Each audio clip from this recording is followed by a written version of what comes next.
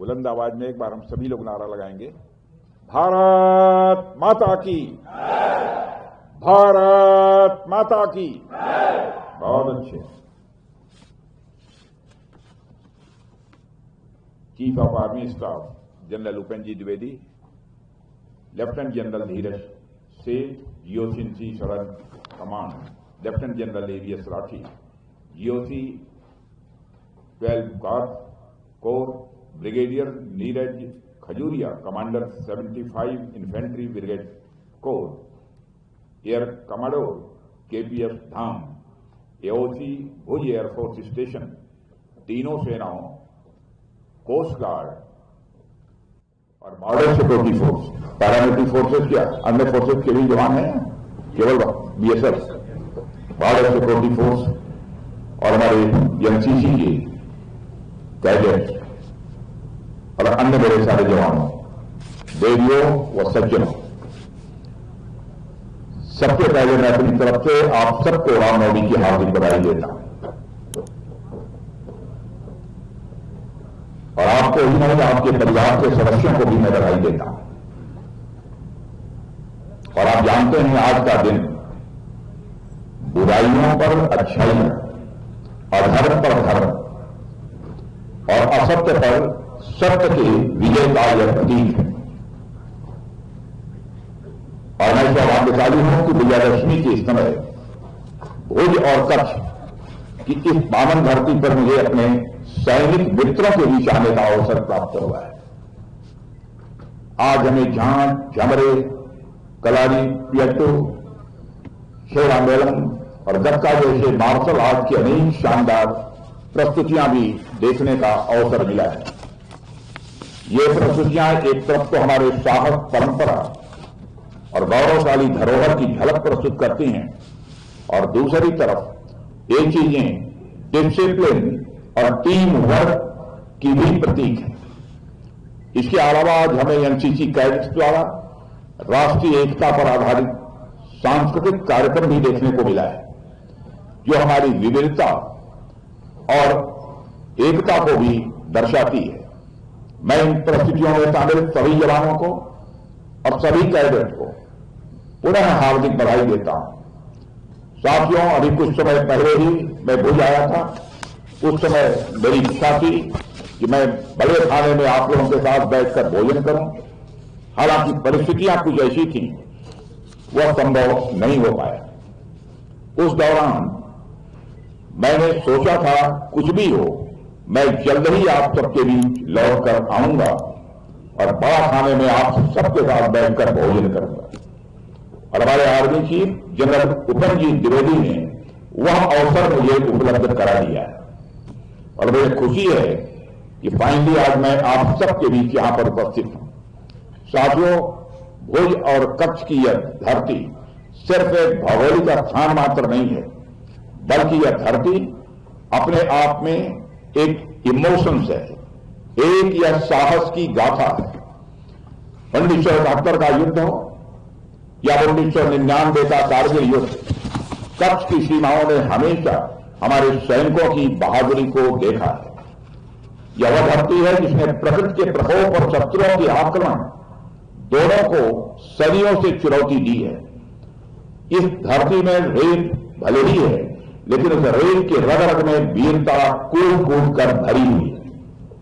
साथियों, इस क्षेत्र ने अनेक वीरों को जन्म दिया है। यहां के लोगों की जीवंतता, उनकी कठिन परिस्थितियों में जीने की कला और उनका देशभक्तिपूर्ण जज्बा पूरे देश के लिए एक प्रेरणा का यह स्रोत है। 2001 के भीषण भूकंप ने इस क्षेत्र को कितना नुकसान पहुंचाया था, वह पूरी दुनिया ने देखा है। लेकिन भुज के लोगों ने, हमारे सैनिकों ने मिलकर जिस अद्भुत साहस और दृढ़ संकल्प के साथ इसे फिर खड़ा किया है, वह फिनिक्स पक्षी की तरह रात से उठने जैसा है। आज जो भुज हमें दिखता है, वह उसी संकल्प शक्ति का एक जीवंत प्रतीक है। फिनिक्स पक्षी के बारे में आप सबने सुना होगा, आप सब जानते भी होंगे। ऐसा माना जाता है कि यह पक्षी अपनी राख से भी जीवित हो जाती है और भोज्य उसी फिनिक्स का मैं मानता हूं कि उदाहरण है। साथियों, भौगोलिक दृष्टि से भी यदि आप देखें तो कच्छ की यह धरती लंबी समुद्री सीमा से घिरी हुई है। यहां की सीमाएं हमें एक जिम्मेदारी भी देती हैं कि हम लैंड और सी दोनों ही मोर्चों पर सतर्क भी रहें और सक्रिय भी रहें। मैं आप सभी सैनिक इसी जिम्मेदारी के जीते जागते प्रतीक हैं। मेरे लिए खुशी की बात है कि आज बड़ा खाने के मौके पर मुझे आप सबके साथ भोजन करने का अवसर प्राप्त होगा। साथियों, बड़ा खाने की यह परंपरा वर्षों से इसलिए चली आ रही है क्योंकि इसके पीछे कहीं न कहीं भारतीय दर्शन मौजूद है।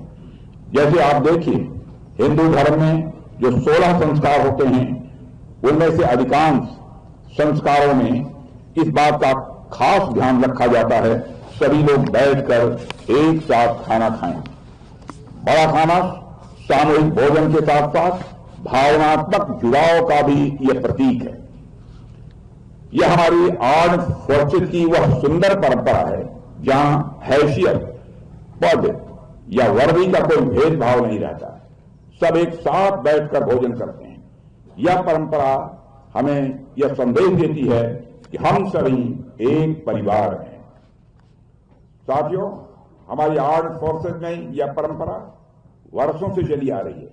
जब हम एक ही साथ बैठकर भोजन करते हैं तो यह हमें हमारे प्राचीन भारत के मूल्यों की याद दिलाती है, जहां भोजन को केवल शरीर की भूख मिटाने का ही साधन नहीं बल्कि सामाजिक एकता और भाईचारे को बढ़ाने का माध्यम भी माना गया है।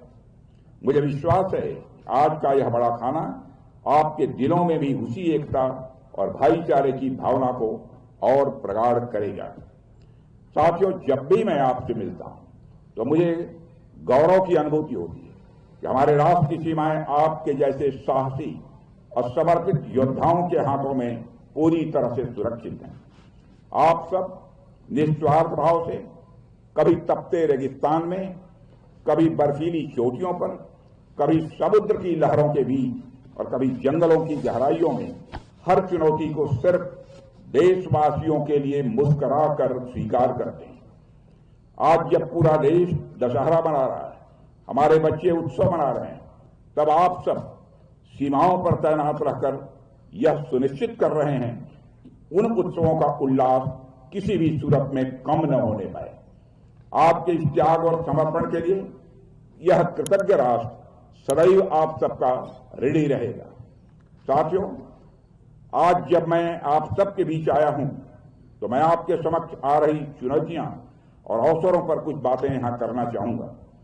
आज की दुनिया जिस गति से बदल रही है उसे आप सब देख ही रहे हैं। इस बदलाव में अगर विशेष तौर पर टेक्नोलॉजी को देखा जाए तो टेक्नोलॉजी का स्वरूप तो लगातार बदल रहा है। ऐसा भी देखने को मिल रहा है कि कुछ समय पहले तक जो चीज मॉडर्न टेक्नोलॉजी का पार्ट हुआ करती थी अब वो आउटडेटेड टेक्नोलॉजी का पार्ट हो गई है। और इस बदलती टेक्नोलॉजी के साथ हमारे सामने जो खतरे थे वे भी अब पहले से अधिक जटिल और मल्टी डायमेंशनल यानी बहुआयामी हो गए हैं। हमारे सामने न केवल ट्रेडिशनल वारफेयर की चुनौतियां हैं बल्कि आतंकवाद, साइबर अटैक, ड्रोन अटैक और इंफॉर्मेशन वारफेयर जैसी चुनौतियां भी हैं। जाहिर सी बात है, इन चुनौतियों से निपटने के लिए हथियार ही पर्याप्त नहीं है। इसके लिए मेंटल स्ट्रेंथ, मानसिक ताकत, अपडेटेड नॉलेज, सामयिक ज्ञान और क्विक एडेप्टेबिलिटी यानी हर परिस्थितियों के अनुरूप अपने को ढालना, यह भी आवश्यक है। याद रखिए, युद्ध केवल हथियारों से नहीं लड़े जाते। युद्ध जीते जाते हैं मनोबल, अनुशासन और निरंतर तैयारी से। इसलिए मैं आपसे यह भी कहूंगा कि आप नई टेक्नोलॉजी को अपनाइए, ट्रेनिंग को अपनी दिनचर्या का हिस्सा बनाइए और हर परिस्थिति के लिए आप खुद को तैयार रखिए। मैं जानता हूं सारे यह काम आप लोग कर रहे हैं, फिर भी रक्षा मंत्री होने के नाते मेरा दायित्व तो बनता है कि हम आपको स्मरण कराएं। आज की दुनिया में वही सेना अजेय रहती है जो लगातार सीखने और नए बदलावों के प्रति खुद को ढालने के लिए सदैव तत्पर रहती है। मुझे पूरा विश्वास है कि बदलती दुनिया में जो चीजें आपके लिए चुनौती बनकर आई हैं, आप अपने साहस से उन चुनौतियों को अवसर में बदल देंगे। आपके अंदर वह ताकत है, आपके अंदर वह कुव्वत है। मैं आप सबको यह भी विश्वास दिलाता हूं कि आपके कल्याण के लिए, भारत की रक्षा और सुरक्षा के लिए जो भी कदम आवश्यक होगा, सरकार उन्हें उठाने में किसी भी सूरत में पीछे नहीं रहेगी। हमारी सेनाओं का मॉडर्नाइजेशन, हमारी सेनाओं का वेलफेयर, हमारे वेटरन्स का सम्मान, हमारे सैनिकों के परिवारों की सुरक्षा जैसे जो मुद्दे हैं, उन पर सरकार एकदम सेंसिटिव है, संवेदनशील है। हम किसी भी हाल में अपने सैनिकों के वेलबींग यानी उनके कुशल क्षेम पर कोई समझौता किसी भी सूरत में नहीं कर सकते। आप सबके कंधों पर न केवल देश की सीमाएं सुरक्षित हैं, बल्कि एक सशक्त, आत्मनिर्भर और विकसित भारत का स्वप्न भी टिका हुआ है। आपके परिश्रम और त्याग के कारण ही वह स्वप्न प्रतिदिन साकार हो रहा है। कभी कभी मित्रों में विचार करता हूं, वह कौन सी भावना है जो कि आपको इंस्पायर करती है, जो आपको प्रेरित करती है कि अपनी जिंदगी जोखिम में डालकर आप भारत की सीमाओं की रक्षा करते हैं। विचार करने के बाद सहज रूप से मैं इस नतीजे पर पहुंचता हूं, वह एक स्वाभिमान की भावना है जो कि अपना सर्वस्व न्यौछावर कर देश की सीमाओं की रक्षा करने के लिए आपको प्रेरित करती है। यह स्वाभिमान व्यक्तिगत भी होता है, यह स्वाभिमान परिवार का भी होता है, यह स्वाभिमान राष्ट्रीय स्वाभिमान होता है। यदि कोई आपको अपशब्दों का प्रयोग करता है तो आपका व्यक्तिगत स्वाभिमान जाग उठता है। आपके परिवार को यदि कोई लांछित करता है तो परिवार का स्वाभिमान आपका जाग उठता है और दो दो हाथ करने के लिए तैयार हो जाते हैं। वैसे ही देश की सीमाओं पर, देश के स्वाभिमान पर दुनिया की कोई ताकत आंख उठाकर देखने की कोशिश करती है तो उस समय जो स्वाभिमान जागृत होता है वो व्यक्तिगत स्वाभिमान नहीं होता, वह पारिवारिक स्वाभिमान नहीं होता है, वह राष्ट्रीय स्वाभिमान होता है जो आपके अंदर पैदा होता है और देश की सीमाओं की रक्षा करने के लिए आप अपना सर्वस्व न्यौछावर कर देने का काम करते हैं। ऑपरेशन सिंदूर के दौरान जो करिश्माई काम हमारे फोर्स के लोगों ने किया, चाहे वो हमारी आर्मी हो, चाहे वह नेवी हो, चाहे हमारी एयरफोर्स हो, मिलजुल कर सीमाओं पर हमारी सेना, बॉर्डर सिक्योरिटी फोर्स, सबने मिलकर, नेवी और कोस्ट गार्ड ने भी अपनी तैयारी कर रखी, वह भी पूरी तरह से तैनात थे, करिश्माई काम किया है।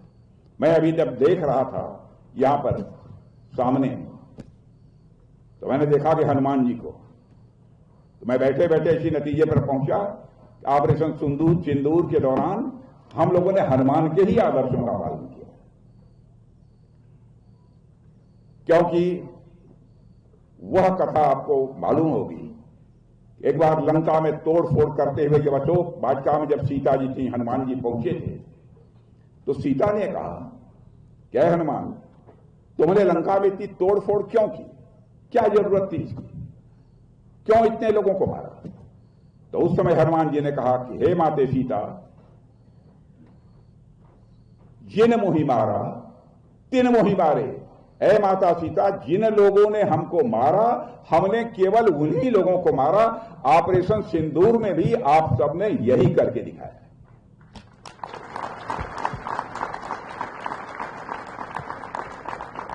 हमारे लोगों को आतंकवादियों ने मारा था, हम लोगों ने केवल आतंकवादी ठिकानों पर ही हमला किया था, वहां चोट पहुंचाकर हम लोगों ने उनका सफाया किया था। साथियों, आप सबके प्रति सम्मान का भाव पहले से भी कहीं अधिक देशवासियों में बढ़ा है और मैं मानता हूं कि आप सबके कंधों पर न केवल देश की सीमाएं सुरक्षित हैं, बल्कि एक सशक्त और आत्मनिर्भर और विकसित भारत का स्वप्न भी टिका हुआ है। आपके परिश्रम और त्याग के कारण ही स्वप्न प्रतिदिन साकार हो रहे हैं और यह सदी दुनिया में यदि किसी देश की है तो भारत की है। आने वाला वक्त भी किसी का है तो आपका है, आपके भारत का है। और हमारे प्रधानमंत्री जी के मार्गदर्शन में हमने जिस प्रकार से आत्मनिर्भरता की ओर कदम बढ़ाया है, मुझे पूरा विश्वास है कि हमारी सेना भी आने वाले समय में निश्चित रूप से दुनिया की सर्वश्रेष्ठ सेना होगी। और मुझे पूर्ण विश्वास है कि आप लोगों के सहयोग से हम इस उद्देश्य को जल्द ही हासिल करेंगे। इन्हीं शब्दों के साथ आज रामनवमी के अवसर पर भी आपको, आपके परिवार के सदस्यों को हार्दिक शुभकामनाएं देता हूं और साथ ही कल विजयादशमी की भी आप सभी को और आपके परिवार के सदस्यों को हार्दिक शुभकामनाएं देते हुए अपना निवेदन समाप्त करता हूं। आप सबको बहुत बहुत धन्यवाद।